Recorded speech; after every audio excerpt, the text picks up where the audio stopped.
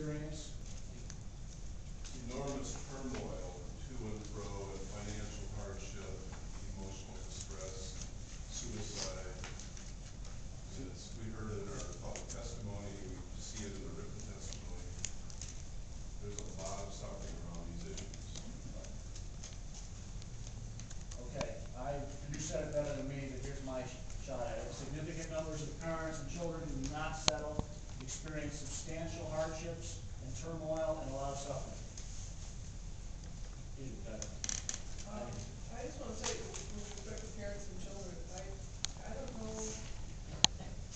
that the effect on children is different than the non-settler. I think even parents that have agreed to share 50-50, divorce, except in the rare case, is a disruption for the children. So, I want to recognize what you said. I think we certainly did hear from parents about the suffering, but I don't think we have the answer.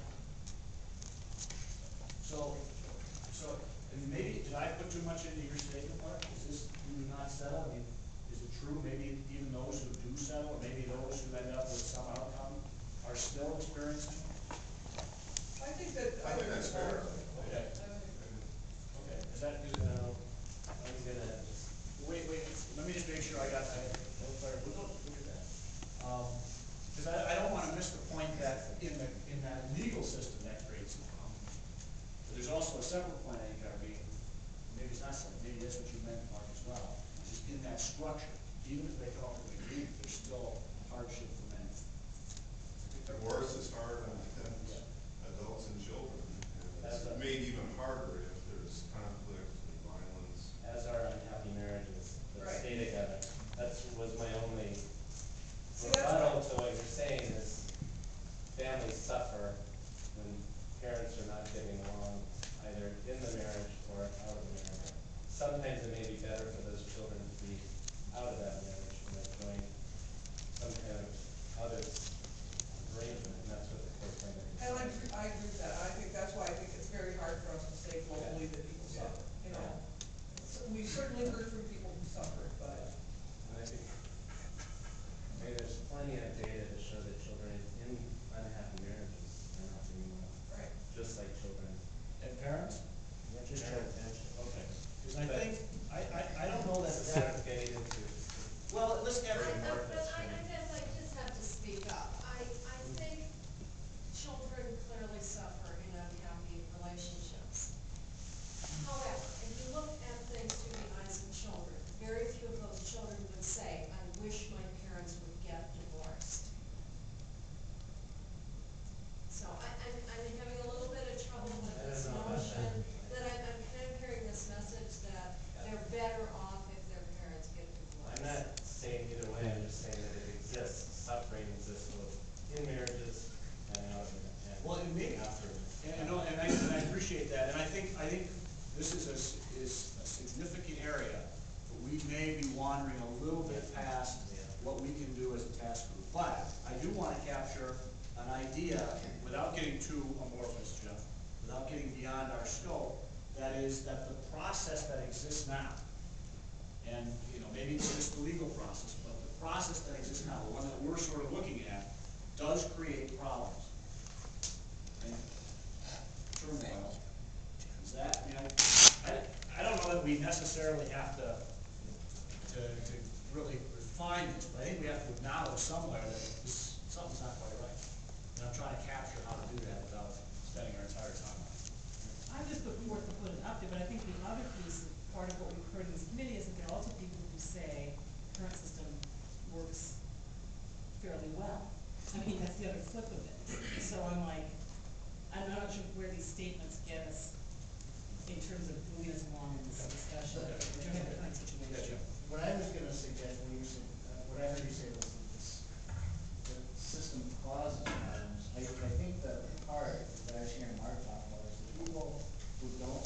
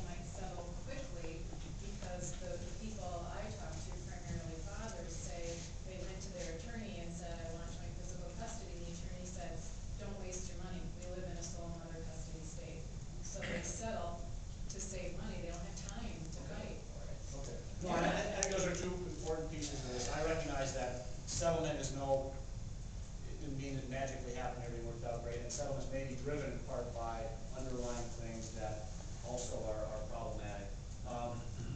Yeah, Chad? I think it's important to note too that Minnesota has the family court process is an adversarial system rather than a collaborative system. And it does have a winner, I've heard it stated, winner take all approach, and I think that by nature breeds conflict. So I think it's important to note that the system itself can actually be identified as a conflict-inducing agent.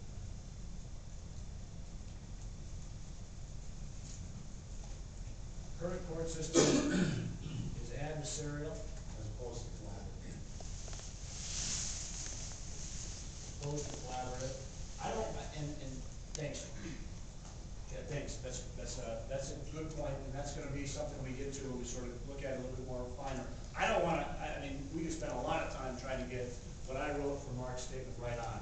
What I'd like to do, and I don't mean to try to punt a little bit here, can we leave it at sort of this general sense that in this process, there are many people who, parents and children alike, who are, two things, in turmoil, in conflict, and second piece, unsatisfied.